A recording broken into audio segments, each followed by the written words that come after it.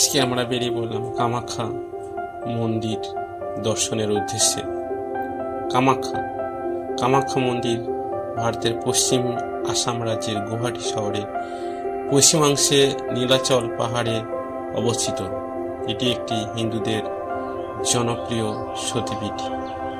এটি দেবী সতী 51 পীঠের মধ্যে অন্যতম সতীপীঠ, কারণ মাতা সতী গর্ভপাজনী এখানে করেছিল। কামাখ্যা মন্দির তন্ত্র সাধকদের মধ্যে এটি একটি প্রসিদ্ধ স্থান। এবার জানা যাক আপনারা কিভাবে এখানে আসবেন। আপনারা যখন হাওড়া বা শিয়ালদহ স্টেশন থেকে এখানে আসবেন, গুয়াহাটি বা কামাখ্যা স্টেশনে এসে নামবেন। গুয়াহাটি রেল স্টেশন থেকে কামাখ্যা মন্দিরের দূরত্ব মাত্র 8 কিলোমিটার এবং গুয়াহাটি রেল স্টেশনের বাইরে 7 নম্বর প্ল্যাটফর্মের বাইরে চলে যাবেন।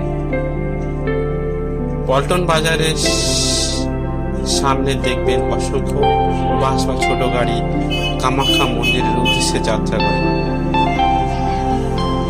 বলে রাখি, গুয়াহাটি রেল স্টেশন থেকে কামাখ্যা মন্দিরে আসতে ভাড়া লাগে মাত্র 15 টাকা। বাসে করে এলে একেবারে কামাখ্যা মন্দিরের গেটের সামনে এসে নামিয়ে দেবে।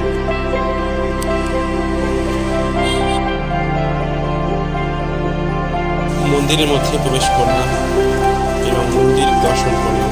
মন্দিরের গায়ে যে ভাস্কর্য দেখার মতো, এবং তারপরে আমরা বেরিয়ে পড়লাম ঋষি বশিষ্ঠের আশ্রমের উদ্দেশ্যে। ও পাশেই পাহাড়ের গায়ে ঝর্ণার জল পড়ছিল, বেশ ভালোই লাগছিল এবং উপর থেকে দেখার মতোই ছিল। ঋষি বশিষ্ঠ দেবের মন্দির থেকে আসার পথে হাইওয়ের পাশে পড়ল তিরুপতি বালাজি মন্দির। মন্দিরটি খুবই সুন্দর। এই মন্দিরটি নির্মাণ করেছিলেন কাঞ্চি কামাকোটি পীঠ 1998 সালে। ওই মন্দিরের পাশে রয়েছে দুর্গা ও পদ্মাবতীর মন্দির। অবশেষে আমরা এসে পৌঁছালাম উমানন্দ ঘাটে। সেখান থেকে লঞ্চে করে 20 টাকা ভাড়া দিয়ে যাত্রা করলাম উমানন্দ মন্দিরের উদ্দেশ্যে। ব্রহ্মপুত্র নদের উপর দিয়ে যেতে যেতে দৃশ্যটি খুবই ভালো লাগছিল।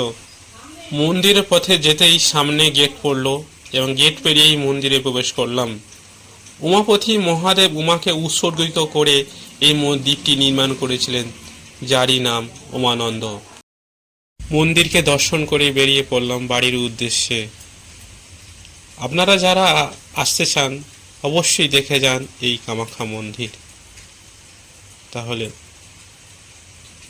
আজ এই পর্যন্ত।